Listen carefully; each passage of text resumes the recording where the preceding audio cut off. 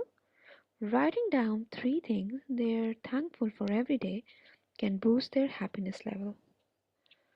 That sounds simple enough, right?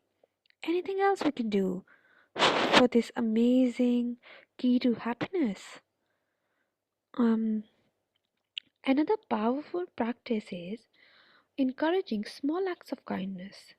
When children help others or express their appreciation, it reinforces the habit of gratitude and makes them feel good about themselves. It creates a sense of fulfillment.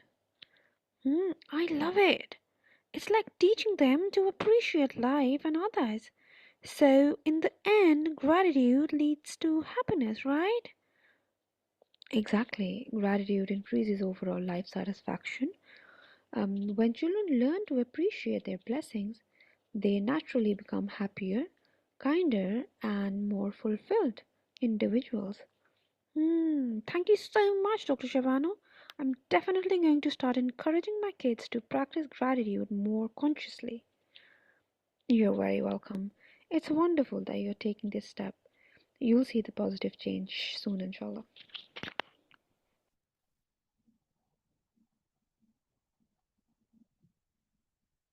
So let's just talk about the pioneer body, the Pakistan Association of Lifestyle Medicine, starting this International Happiness Summit in Pakistan. So it's the first national association in Pakistan dedicated to promoting preventive and therapeutic healthcare through the 6 pillars of lifestyle medicine. It was founded in 2016 by Dr. Shagufta Feroz, and is a member organization of Lifestyle Medicine Global Alliance. Let's dive into Divine Sea of Palm Journey of Health and Happiness by General Secretary Palm Dr. Samia Khalid and Joint Secretary Palm Dr. Saima Umair.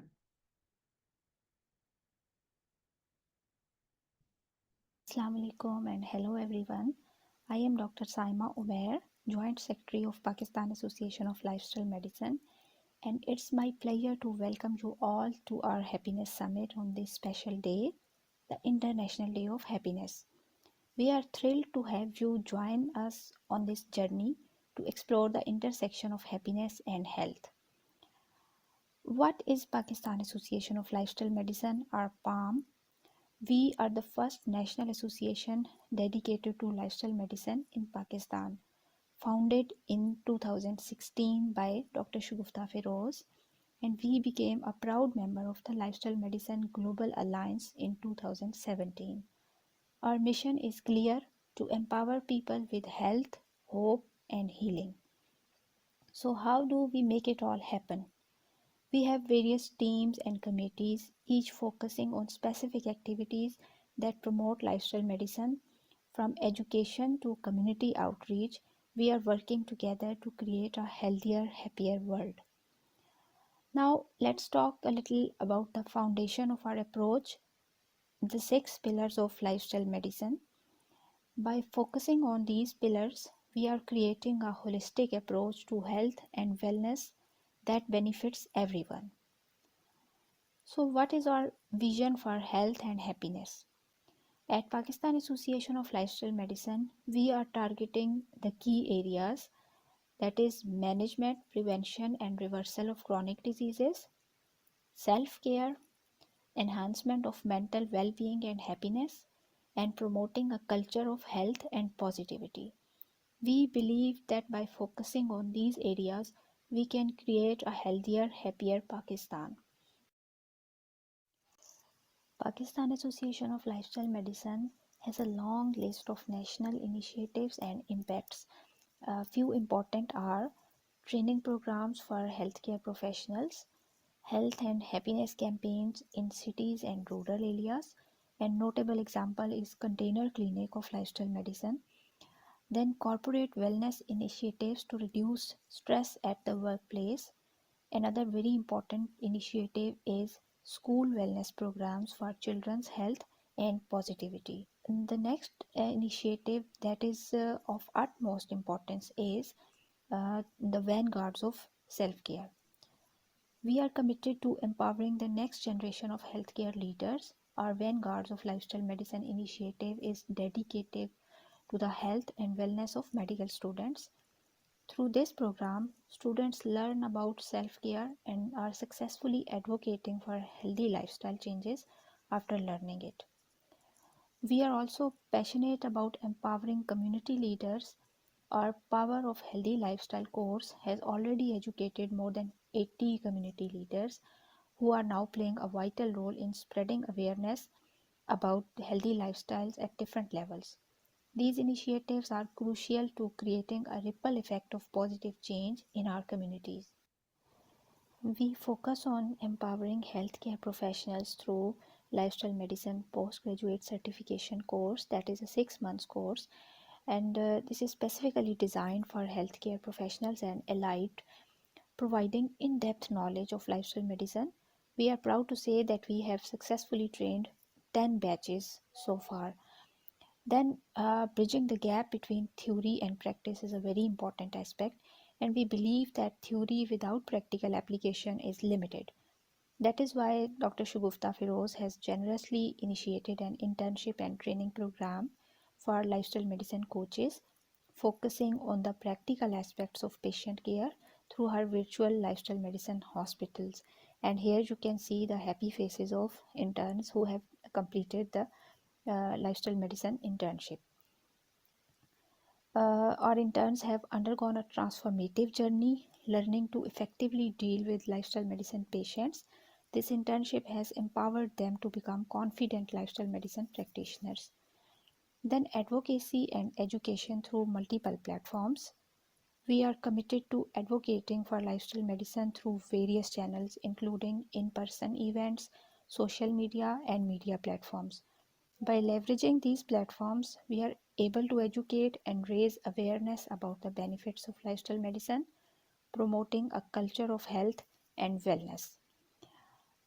Then newsletter, e-bulletin, and certain other campaigns.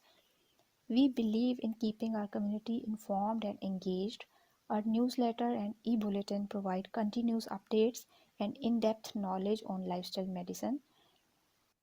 We all know that movement is the key to health and happiness, and we are passionate about spreading this message. That's why we launched Walk with a Dog initiative that has been running successfully for over a year now. With multiple chapters across various cities, it's growing stronger every day. Then LM International Conference and Retreat. Actually, what I have mentioned a huge number of initiatives. The most important one is Lifestyle Medicine International Conference and Retreat. We also host the LM International Conference and Retreat, a unique opportunity for rejuvenation, social connections, and knowledge sharing. It's a chance for alumni and interest groups to come together, learn from each other, and be inspired by the latest developments in lifestyle medicine. Join us and be a part of this amazing community. Our impact and activities extend far beyond national borders. We are proud to collaborate with multiple global associations, including the Lifestyle Medicine Global Alliance. Our founder played a vital role in the Doha Declaration and Thailand Conference of Lifestyle Global Leaders. We are also members of Asian Lifestyle Medicine Council and the Task Force for International Development of Lifestyle Medicine. Our team has participated in the ACLM conference with 12 poster presentations, and we have conducted successful IBLM exams every year. We are pioneers in celebrating the annual Happiness Summit in Pakistan with a score of 5 this year. Our aim is to spread a message of happiness, showcase a softer image of Pakistan, and share recent knowledge on happiness and positivity. Our experts are continually engaged in conducting summits, webinars, and awareness sessions on multiple international platforms. We invite you to join us in spreading joy and serving humanity. In conclusion, true happiness comes from a healthy body, a peaceful mind, and a connected heart. Join Pakistan Association of Lifestyle Medicine in creating a healthier and happier world. Together we can make a difference. Before I close, I would like to share a brief testimonial from one of our community course participants who transformed her life through our programs. I just wanted to share with you the incredible impact that lifestyle medicine has had on my life. Since making the switch, I have experienced a profound transformation from my physical health to my mental well-being. I feel more energized, focused, and empowered to take control of my own health. The knowledge and tools I have gained have been truly life-changing. I have got physical, emotional, and lifestyle benefits after joining it, like increased in energy level, better sleep quality, improved mood, greater sense of calm and well-being, regular exercise routine, healthier eating habits. I must say I was lost, depressed, and tired person, but now I am a healthy, energetic, and a happy person. Thank you, everyone. Over to you.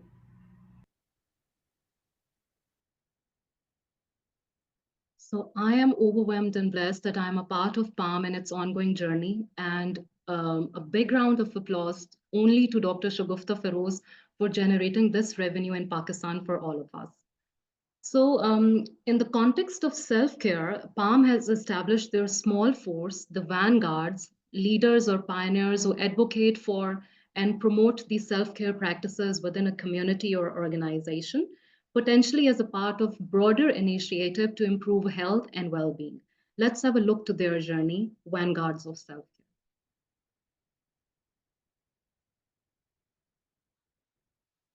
From stress to success, redefining happiness into academia.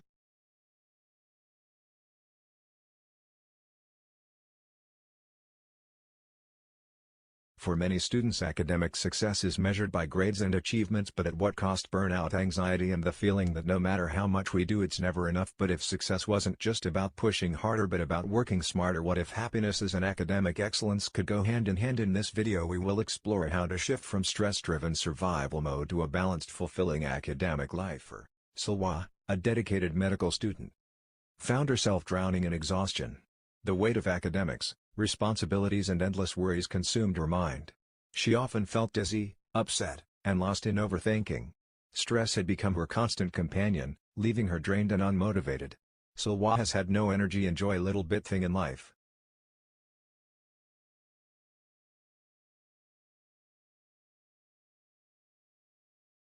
𝗤𝗲, I don't know what's wrong with me. I feel exhausted all the time. My mind is always racing with thoughts, and I can't focus. 𝗤𝗲, you've been skipping meals, barely sleeping and overworking yourself. No wonder you feel like this way.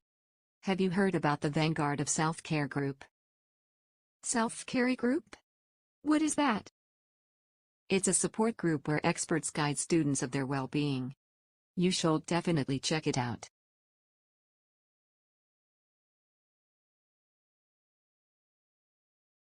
Hello everyone. Today, we will discuss the fundamental of self-care. Simple habits that can transform your life.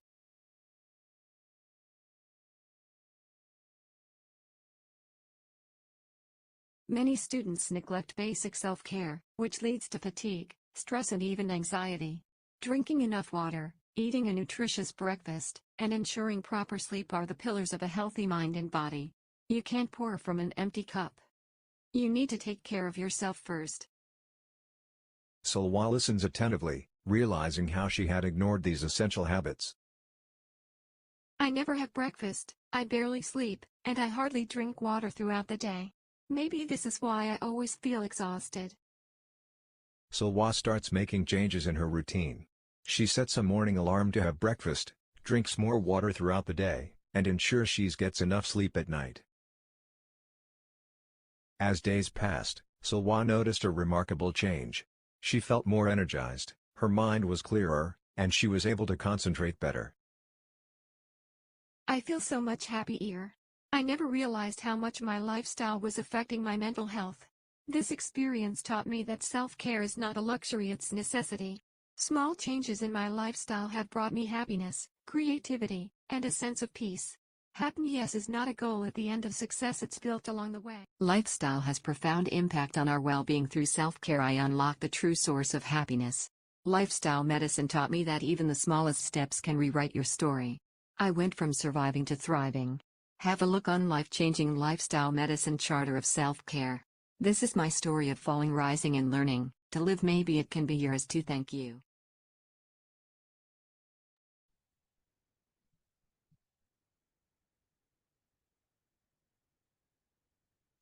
Pakistani culture is a vibrant tapestry woven from diverse traditions, including Turk, Persian, Arab, and North Indian influences, with a strong emphasis on Islam and Sufi mysticism reflected in art, music, and daily life.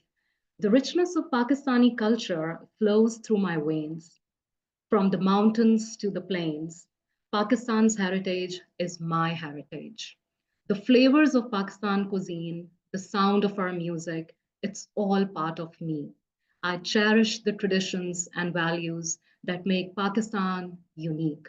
Pakistan's diverse culture is a treasure I hold dear.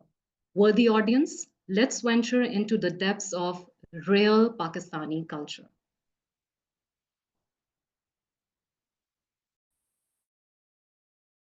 "13 Things You Should Know About Pakistani Culture." If there is a country whose culture is starkly contrasted by its international image, it has to be Pakistan. Pakistanis all over the world often face the dilemma of explaining what their culture really entails, thanks to years of news media exaggeration and agenda setting. Beyond democratic and economic disappointment dwells a world of Pakistani civil society that works resiliently against all odds to keep what matters most intact, the country's vibrant culture. Let's try to get to know Pakistan a little better. Pakistani culture is very diverse thanks to its historical, geographical and ethnic diversity. Pakistan's culture is a melting pot of Indian, Persian, Afghan, Central Asian, South Asian and Western Asian influences.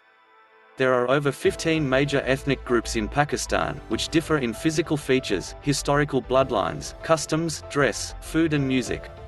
Some of these include Punjabis, Sindhis, Baloch, Pashtuns, Kashmiris, Hazaras, Makranis and Baltis, coming from regions as close to home as the Indus Valley or as far as Africa or Tibet. Other than ancient ethnic elements, the religious influence of Islam has also strongly shaped Pakistani culture since it first came to the region in AD 700. Many different languages are spoken in Pakistan. The official number of languages actively spoken in Pakistan is between 73 and 76. This means that within hours as you travel between the country's districts, there are languages that other groups in different regions do not speak. The most popular languages, however, belong to the largest ethnic groups with their own modern and ancient literature. Most languages in Pakistan belong to the Indo-Iranian language group, including Urdu, the national language. The people are friendly, but gender segregation still exists due to Islamic and tribal influences. Non-urban regions of Pakistan have varying levels of gender segregation, while big cities too have conservative expectations in terms of interactions between men and women. Couples usually don't hug or kiss in public in a non-platonic way. Regardless of that, the people of Pakistan are helpful, friendly, approachable and humble. Pakistanis love listening to, and making, music. Diverse culture has exposed Pakistani musicians to many different poetic forms and styles, along with languages and literature. Qawwali and ghazal are the nation's auditory treasures. Building on that, Pakistani TV shows, like Coke Studio, have amassed millions of fans internationally and locally, from non-Pakistanis to non-Urdu speakers. The nation has also produced legendary singers, like Nusrat Fateh Ali Khan and poets like Faiz Ahmed Faiz, who have left a tremendous influence on the culture and the collective conscience of the people. Contemporary musicians too play with modern styles and develop fusions in the Urdu language, of blues, funk, rock and jazz. Family bonds are strong in Pakistan. Family comes first in Pakistan due to religious, cultural, economic and societal values. Pakistani society is not led by individualism but rather by collectivism, where family and other relationships stand strong. Pakistani culture includes excellent craftsmanship. Pakistani truck art is not the only world-famous example of craftsmanship. Passed down through generations, Pakistani craft includes a plethora of styles, materials and aesthetics. Calligraphy in Arabic is one of the most prominent skills found in many local buildings and sites and wall hangings, like copperwork, paintings and carved wood. Pottery, especially blue pottery, typical of Sindh and Multan, is loved all over the world for its look. Nakashi, or the art making of camel skin lamps, is another example of local craft, along with colorful tile work, which is a Mughal legacy. Sufism has given birth to beautiful poetry and music. Mainstream Islam and Islamic mysticism are both prevalent in Pakistan, but often, hard-line clerics, who follow the 𝗪𝗵𝗁 school of thought, reject the tradition of mysticism or Sufism that has added great beauty to the already unique Islamic flavor of the country. Sufis show their devotion through many means like dance, poetry, whirling, meditation, etc. Some of the country's most spiritually advanced and unifying messages of love are found in Sufi poetry. The hardliners may try to isolate them, but the population cannot help but be entranced by them. Pakistanis love chai. A little too much chai is everywhere in Pakistan, probably in a similar sense to how beer is in alcohol-consuming countries. In fact, Pakistan is the third largest importer of tea, although some tea is grown locally too. Pakistanis make their tea strong and sweet in either milk or diluted milk depending on their preference. Sometimes cardamom and other spices are added to tea on special occasions. Black tea was introduced to the country by the English during the colonial years, but green tea has been a part of the local culture for thousands of years. Tea time is such an important time of day that many people enjoy high tea in 5-star hotels, which basically include a buffet of teas and all the complimentary snacks that go with it. Pakistanis are very hospitable guests. Tourists and visitors, whether domestic or international, are always welcomed with open arms. Even the poorest laborers go out of their way to help new visitors. Cultural and religious beliefs encourage Pakistanis to show love and respect towards guests. In Islam especially, a guest is a blessing from God, and it is taught that they must be given the best treatment possible. Pakistanis love sports, especially cricket. Cricket may have been a sport that was introduced to Pakistan by the British, but today, the country has not only made it its own but has also raised one of the world's best cricket teams. Other sports, like hockey, squash and badminton, are also widely played and appreciated.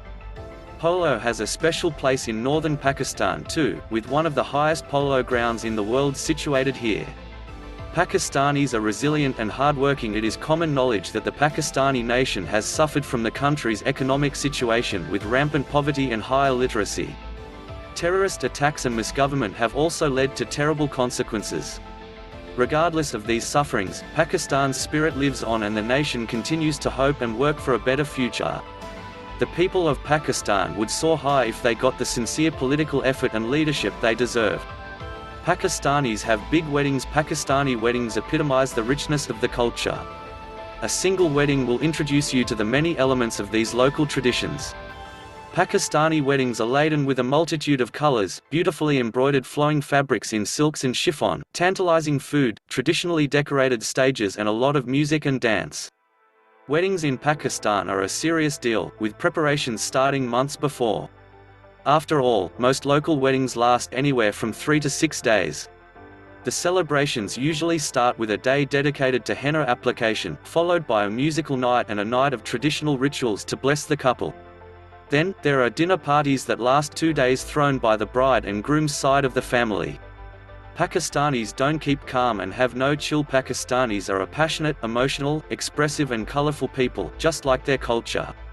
Whatever they love, they do with plenty of zest and excitement. They love to celebrate, no matter the occasion, and feasting, giving presents, throwing parties and having regular large gatherings with friends and family are all very common. So all my heart says is Pakistan Zindabad and long live my country. Ameen. Over to you, Dr. Zia. Thank you. Thank you. Thank you, Dr. Aisha. I mean, it was really a nice video. A good laugh and a long sleep are two best cures for anything. It's an Irish proverb. Our next segment is by 𝗤𝗂𝘁𝗲𝗿. She's a lifestyle medicine informed clinical psychologist, General Secretary PALM, Manager 𝗤IH Institute of Lifestyle Medicine Lahore Chapter, Senior Lecturer 𝗤IH Institute of Clinical and Professional Psychology, and she's going to talk about the silent killer of happiness. Let's listen to her. Hello everyone, this is 𝗤𝗂𝘁𝗲𝗿 from 𝗤IH Institute of Lifestyle Medicine. Today my topic of discussion is the silent epidemic, how sleep deprivation kills happiness. In today's fast-paced world, sleep deprivation, that is a condition of not having enough sleep, which can be either chronic or acute, has become a silent epidemic that erodes happiness, well-being and overall health. Globally, it has affected millions and leading to various health issues. While related to Pakistan, National Institute of Medicine published a survey in 2022 which revealed that 79.28% population face the problem of sleep, leading to compromised mental and physical health. And other studies in Pakistan found that sleep deprivation negatively impacts job performance among working mothers, while sleep-deprived individuals more likely to engage in workplace deviant behaviors. If we talk about the health risk, it impairs our cognitive ability. Sleep deprivation compromises communication between the cognitive prefrontal cortex and the emotional amygdala, resulting in heightened emotional reactivity. This disruption can impair decision-making and problem-solving abilities in young population. Another risk factor related to memory, a study conducted in 2024 by Harrington found that sleep deprivation weakens the brain defense against unwanted memories, allowing them to flood the brain. This in turn can lead to difficulties in focusing and retaining new information. Sleep also affects our emotional control. Lack of sleep impairs the brain ability to regulate emotions, leading to increased irritability, mood swings, and higher susceptibility to stress. If we talk about the physical health, it is associated with an increased risk of cardiovascular diseases, headache, migraine, diabetes, obesity, and many other mental and physical health problems. Fortunately, sleep is a modifiable aspect of our lifestyle. By implementing simple tips, we can easily improve our sleep. Tip number 1, ideal sleep environment. Ensure your sleep areas is cool, dark and quiet. Invest in a comfortable mattresses and pillows. Use blackout curtains or eye masks to block the light. Secondly, monitor light exposure, especially in night. Consider using blue light filters on devices, especially during evening hours, that affect your night sleep. Third important is revising daytime habits. For example, engage in regular physical activity, aiming for at least 30 minutes most days. Manage stress through relaxation techniques such as meditation, deep breathing exercises. Your dietary habits are also very important, so consider healthy and fresh foods. Avoid heavy or spicy meals close to bedtime and limit caffeine intake in the hours leading up to sleep. Relaxing bedtime routine also help you for a good sleep. So establish a consistent pre-sleep routine such as reading or taking a warm bath. Practice gratitude journaling to reflect on positive aspects of your day. Gratitude practice at night is also very important for good sleep. So spend a few minutes each night reflecting on things you are grateful to promote positive thoughts before sleep. If you find that your sleep problem is not in your control, then you need a professional help. So consult a healthcare professional for guidance and potential treatment options. So, dear audience, my take home message is small changes in daily lifestyle can make a big difference. Prioritize self care to stay happy, healthy, and sharp throughout your life journey. Thank you.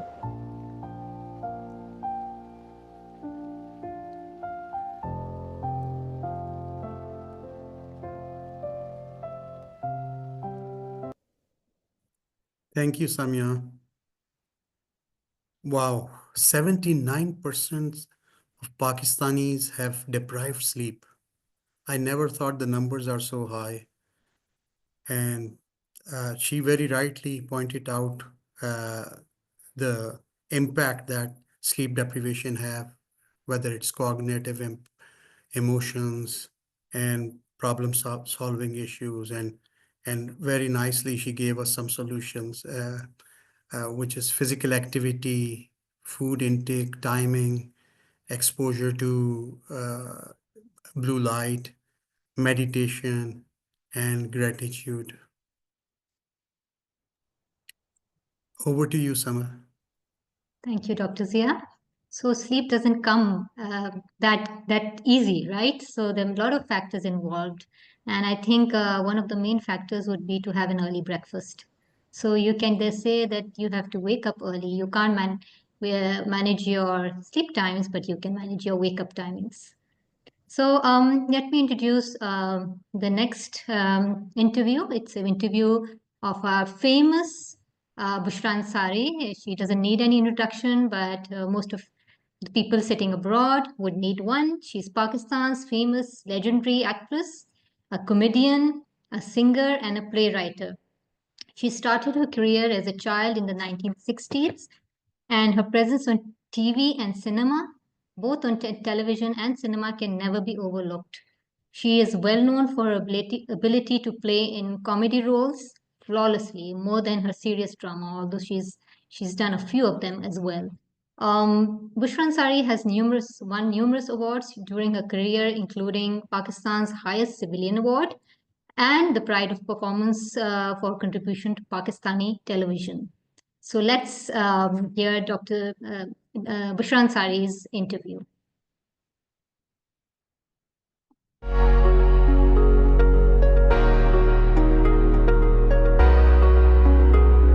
अस्सलाम वालेकुम बुशरा आपा, क्या हाल हैं आपके? वालेकुम सलाम. अब मैं ठीक हूँ बिल्कुल. I'm okay. I'm happy. You're happy, and so are we. And I welcome you to the 5th International Happiness Summit. और जैसे मैंने आपको brief introduction दिया था on Pakistan Association of Lifestyle Medicine, ये हमारा एक मिशन है. We are working towards a cause to bring betterness towards our society, our nation, and to the world. तो आज बेसिकली हम मना रहे हैं कि 23rd of March is the World's Happiness Day. So आज हम उसका हिस्सा बनेंगे, and I invite you, and I'm really grateful for you to be part of this mission. So we are celebrating World's Happiness Day today. Ji. Yeah, because I mostly look happy. That's the reason you're Yes. inviting me. And you have made so many people happy in all these years of your life. मतलब आपकी जिंदगी पर तो एक thesis लिखा जा सकता है ना. We can write a thesis on the expanse of the work which you've done in making people happy, in making this nation happy. We are so ever so grateful. So Fortunately. Ji, very fortunate. आप एक हमारा मुल्क का सासा हैं. It's you're too precious for us. चले हम I'll ask you the first question is खैर इसको इतना formal नहीं करते. Let's just be very very casual. आपने इतना काम किया अपनी पूरी जिंदगी में you've been striving to put a smile on our face, to give us happiness in all the roles which you've played in such high spirits. Would you think that along with giving happiness to other people, to others around you, have you been able to manage to give happiness to yourself as well? I think this is a very smart question, and I have a very long answer about it. But the basic thing is that happiness is something you create within yourself, maybe sometimes deliberately, sometimes naturally. But I think I was lucky to have a good genes from my mom, with a very positive thinking. She was not so funny like we are. I mean, most of us, the siblings also. But the thing is, my mom was so positive in life. Whatever happened in her life or what challenges she had to face, she's been always so positive. So maybe as some of her part, I just maybe inherited. So that's a very very big asset I can. I have. अस्सलाम वालेकुम मेरे कराची के बहनों भाइयों हैं, मेरे पाकिस्तान के प्यारे बहन भाइयों, मेरे यूट्यूब के दोस्तों, आपकी बहन मिसिस चौधरी इन एक्शन आ चुकी है और इस वक्त कराची शहर की एक हसीन से टांगे में बैठी हुई है. देखिए कितना प्यारा लाल टांगा तो पीले कपड़े है जी. बात यह है कि हम बचपन में टांगे में बैठ के स्कूल जाते होते थे, लेकिन हमारे जो पंजाब के घोड़े थे उनकी शान नहीं कुछ और थी. उनकी तो बादशाही थी बड़ी. क्या बात है. अब तो बेचारे घोड़े जो वो खोते लगते बल्कि टगे लगते हैं. And the other thing is that the kind of work I've been offered always as a very giggling kid, as a very happy-go-lucky type person from my childhood. I think I've been more lucky than talented, that I've been always given work by people, which was cultivating happiness within me and with people also. फरमाइए ना आइए और दगाबाज माफ कीजिएगा हवाबाज महफूज के अमले की जानिब से मैं आपको खुशामदीद कहती हूँ. क्या बात है, समोसा चाहिए? अभी अनाउंसमेंट तो पूरी कर लेने दो मेरे को. समोसा पहले मांग लिए. जमीन पे गालियां खाते हैं, आसमानों पे समोसे मांगते हैं. ख़वातीन हज़रात, हम 10,000 मीटर की बुलंदी पर परवास करते हुए. और ये क्या कर रहे हो? ओए, ऊपर के खाने में से दोनों बच्चों को बाहर निकालो अपने. ये ब्रीफ केस रखने का खाना है, बच्चे रखने का खाना नहीं है. और मेरे को मालूम है, पर मैं तुम्हारे बच्चों को ब्रीफ केस नहीं समझ सकती. परवाज ना हमवार होने की सूरत में किसी की गोद में जा गिरेंगे. 10,000 मीटर की बुलंदी पर परवास करते हुए हम शायद कभी न कभी इस्लामाबाद पहुंच जाएंगे, क्योंकि जहाज पुराना है और कप्तान नया. दूसरे हालात की तरह जहाज के हालात भी कुछ ठीक नहीं है. इसलिए इकोनॉमी क्लास की कतार नंबर 4 से कतार नंबर 27 तक सियासी गुफ्तगू की ममानियत है. फर्स्ट क्लास की कतार नंबर 7 से कतार नंबर 9 तक बेहुदा गुफ्तगू की ममानियत है. And in my personal life, there was some, like everyone goes through ups and downs and black and whites. So I was from my childhood till I got married. I had also some bumpy roads in my life, but I think I had a big compensation in my life that I could deal with all these things with my positive and happy nature. This was something I can tell you that this is a gift from God, that I could maybe rationalize or maybe balance or maybe manage both the things together, because there were a lot of troubles also in my life also, like everyone has.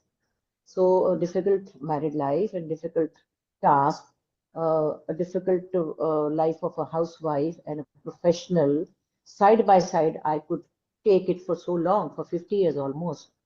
But I think this one element, to look happy, to behave happy, to find happiness in my own self and spread it with my work.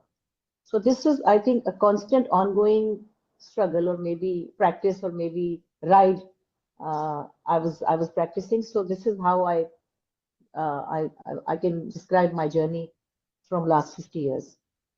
You, despite all the struggles, you have emerged like a diamond.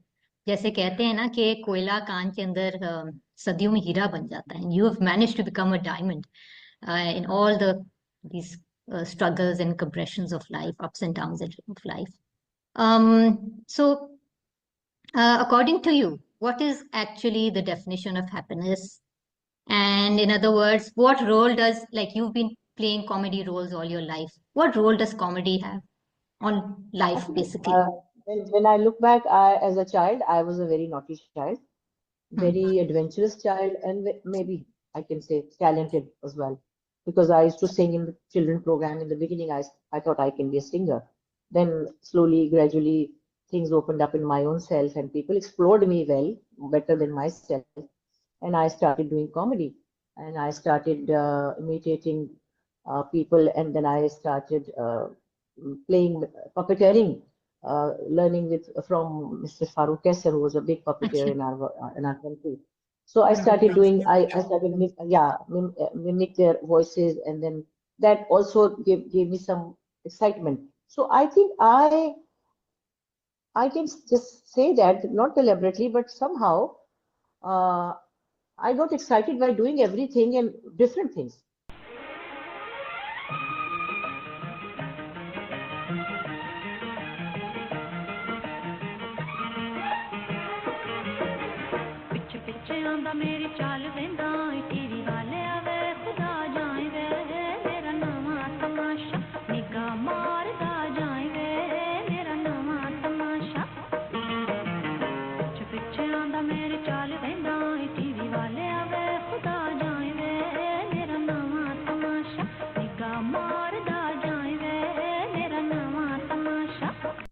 And then I was encouraged by people so much that I just kept doing it one by one, first starting from singing, then to mimicry, then acting, then writing, then hosting, everything. When I did, there were some claps after me.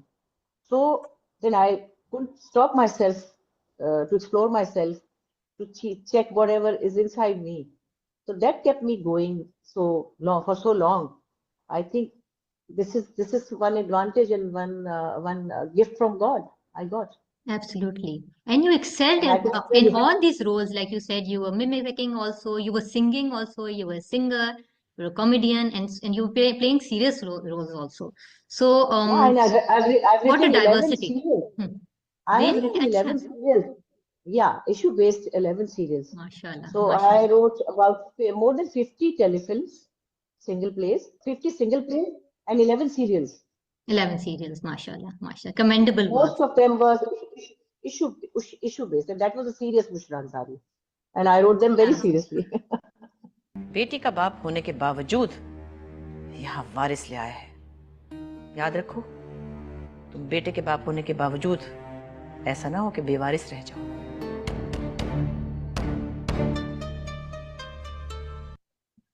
So, when you did the comedy roles, did you think it is a therapy for the audience as well as yourself to spread happiness in the society? I Did you think think at it that time I acted was as a not therapy? so mature that I. Achha. Actually, I was not that mature that I could make a strategy that I can, maybe it's a therapy for people. Maybe I was just doing it and enjoying it. and I was gaining so much love and appreciation by doing that.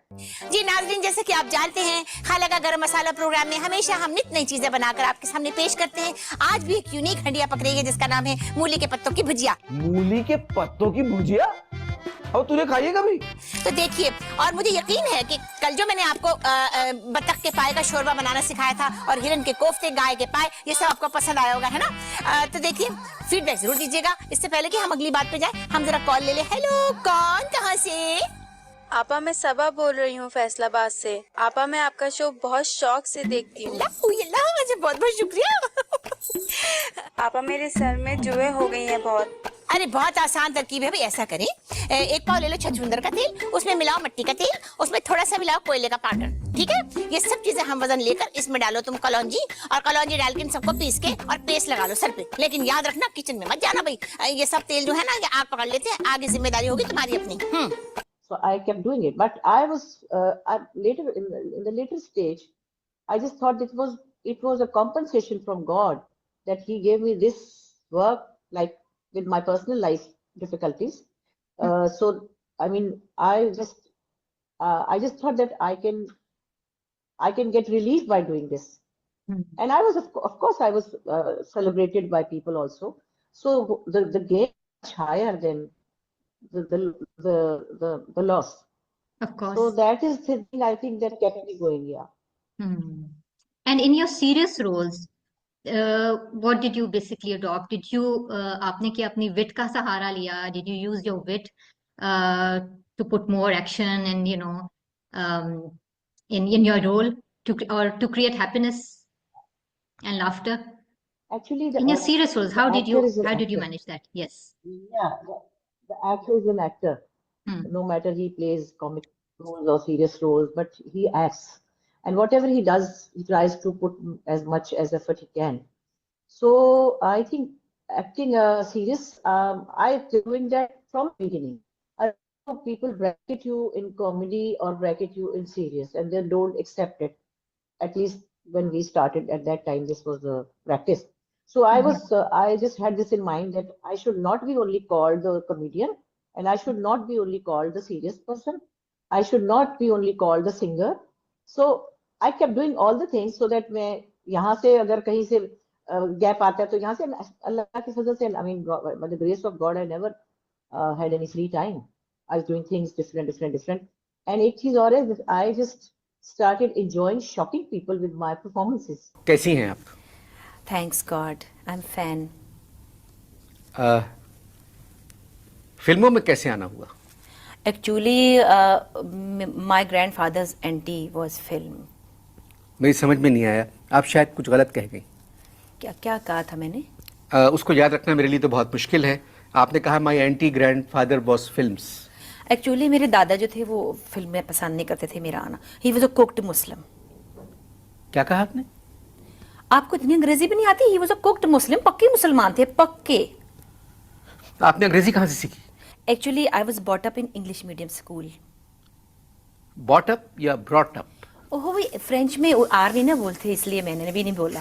मगर आप तो अंग्रेजी में बात कर रही हैं। लेकिन पढ़ तो मैं फ्रेंच रही हूँ ना, but I love Pakistan, love Pakistani, I love you all, I love you. So, Bushra ji, there's so much of in this modern age and this era, there's so many struggles and difficulties, and everybody has is struggling with their own problems. So, what suggestions will you give to us to be happy and to keep yourself happy first, because self comes first, and then the people around you? We want to take your advice on this. I think something from my life, I can just make an example that whatever is happening around you, it's not very happy. And these days, so everyone is so, in trouble. Everyone is handling the life it's so difficult to handle everything. But the main thing is that, as you said, that first of all, you have to make yourself happy. You have to keep yourself safe from all these problems, from all these struggles, from all these difficulties you are facing. This is a fact. We all are facing difficulties in life. But the main thing is yourself. If you are happy, you are safe, you are healthy, you can look after your family and around people around you. So try to take out some time for your own self. Do the things which can make you happy. If you can write and you can be happy, you write. If you can sing, you can draw, you can whatever makes you happy. If you can go to nursery and arrange some flowers at home and plantation and lot of things people are doing. So just take out some time for your own self and just always tell yourself that there are a lot of positive things you're having. The main thing is your health. If you can move your hands, if you can walk, if you can eat, if you can digest, the main thing is that you're healthy. You can do anything. You can get up and go walking. You can get up and do anything. You can drive. There are a lot of other things, positive things you can tell yourself to make yourself happy. And just one thing I just told myself long time back, I said, I saw some middle-aged woman, maybe my age. I'm over middle-aged now. And she was very cranky and very nagging and in a very bad mood and very criticizing. And one day I said, I will not become like this, even if I am old. I don't want to feel this way, which I'm feeling for her, that she's so irritating, she's so irritated, she's nagging, she's criticizing people, attacking people, and everything is wrong in her life. Yeah, maybe that is the fact. But I just told myself, I will not become like this. I will not become a 𝗓𝗓𝗍𝗍 the nagging one. I like this So term. you have to talk to yourself. Yeah, you have to talk to yourself when you nag. And positive talk. Yeah. So, and if you feel like, you don't feel good about something, you just keep quiet and just divert your attention with something else. You can walk and you can talk to a friend. You can just go in your cupboard and just check your dresses and just sizzle it out if you can. That's wonderful. Wonderful. Thank you so much for sharing this with us. Happiness is something, I think, that you can say happiness is positivity, and you can create happiness within you, around you, with the people you love, with the work you do, with your friends. When we invite friends and we have a good time with them, that's happiness. And little things you can do. You can go shopping, you can cook, you can keep yourself busy in the things you like. So happiness is a good mood. You can't keep yourself always in happiness mood. It's not easy. But whenever you feel sadness or you feel anger or whatever feeling you have, just tell yourself the blessings you have and just make yourself happy. And the other thing is that people around you, they get bored of you if you're not happy, if you're always sad and you're always complaining and you're always in a bad mood. So people around you, just think about them also. So if you're not happy, people around you will be sad and they will be irritated and they will be away from you. So I think happiness is something which is good for your health, your mental health, your physical health, and your people around you. Absolutely. बहुत अच्छी बातें की हैं, and it really put a smile on everybody's face, I'm sure. It's not only our nation. I think where people from all over the world are sitting right now and watching you right now. And so much. Thank you so much for sharing your life journey and your advice and your tips on being happy. And I'm really grateful. Good practices, good habits go a long way. And all these good things in your life, good habits attract positivity, and whatever you attract comes back to you. And that's what you radiate. Thank you so much, 𝗓𝗍𝗍, and lovely to have you part of this summit. Thank you so Allah much. Thank you Hafiz. so much. Allah Hafiz. Allah Hafiz. Remarkable person she is, mashallah. A wonderful human being, and really, it was a really pleasant interviewing her. Now we move towards listening to good music, refreshing ourselves with Sufi music of Pakistan. So let's have a watch.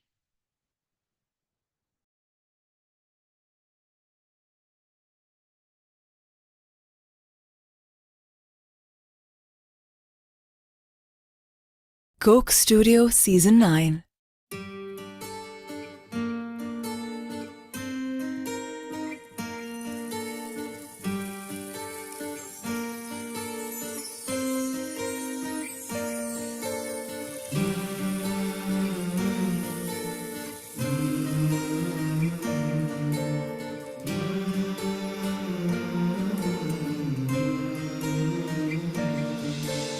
तर्ज सनाई मन में गानम ऐ नूरे कल्बी ऐ नूरे रूहम काबाए दिल हा किबलाए दिल हा इश्क़ हकीकी खालिक आलम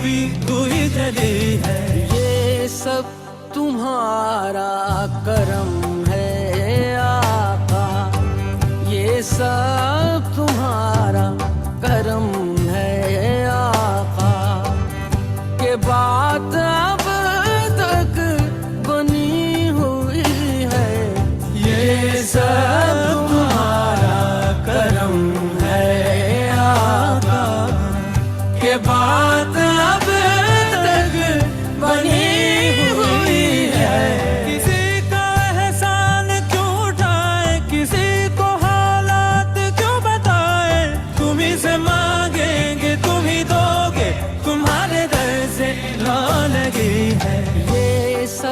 तुम्हारा करम है आका ये सब तुम्हारा से ला लगी है ये सब तुम्हारा करम है आका ये सब तुम्हारा करम है आका के बात अब तक बनी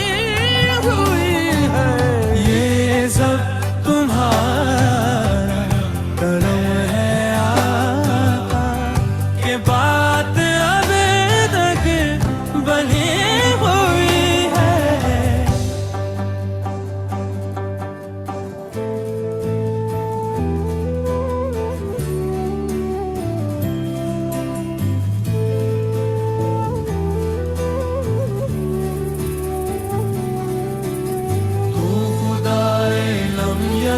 तू ही है कुल आलमी तेरे सजदे में झुकी दोनों जहानों की जमीन तू ही अव्वल तू है आखिर तू आद वाहिद भी तू विरद तेरे नाम का हो रहा है तू खुदा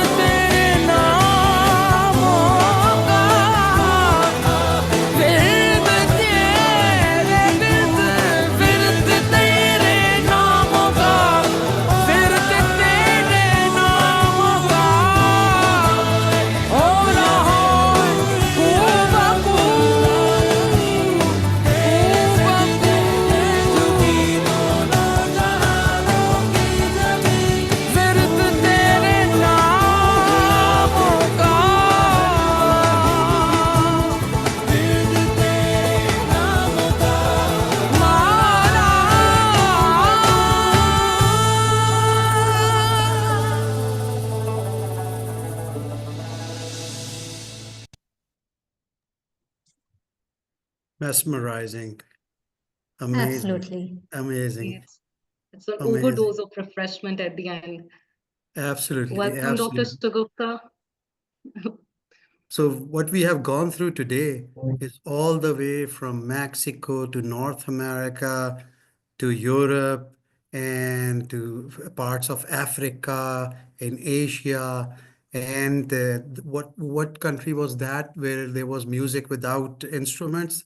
Somewhere in probably Japan. So I think we covered the globe today, and it was such a fascinating feeling going through immense experience of people and their key tips on how we can impact our lives.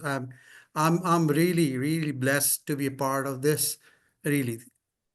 I think one thing which we can conclude, the current theme, caring and sharing, I think all the presentations, the common thing was caring and sharing. So probably this happiness report or the organization is going to work on this, but I think all the components, all the presentations which we have seen today, they were talking about caring and sharing. And I would like to congratulate three of you that you were there. I'm sure that you are fasting, and I didn't see any lag in your energy. So I would like to congratulate you too. Thank you very much, ma'am, and especially the whole team behind us. There's a whole group of bunch of people who have worked extremely hard to make it all possible. So we should conclude now, and I would like to say thank you to all the participants who have attended this summit and appreciated what we are trying to convey and what we are collectively trying to do. And I'm extremely thankful to my team, which is actually behind the camera. And we are not we're not ready to relax them at all. So we would like them to be in front of camera tomorrow. So be ready for another excited and full of interesting videos, second day of our happiness summit. I hope so. So we can now finally conclude our day one. Anything you want to add? Dr. Aisha? Let's just, I want to share my experience that I think the definition of happiness, which we had before with us, have revamped now after, watching the entire day stories of people with disabilities. And I think we have found ourselves to be more gratitude, and a new definition of happiness has come to me. So hats off to you, madam, to put up a great show for this. And I'm overwhelmed to be a part of this movement. Thank you. Thank you very much. Thank you. And I think we need to sign off now. Thank you. Thank you. Thank you. Allah Hafiz.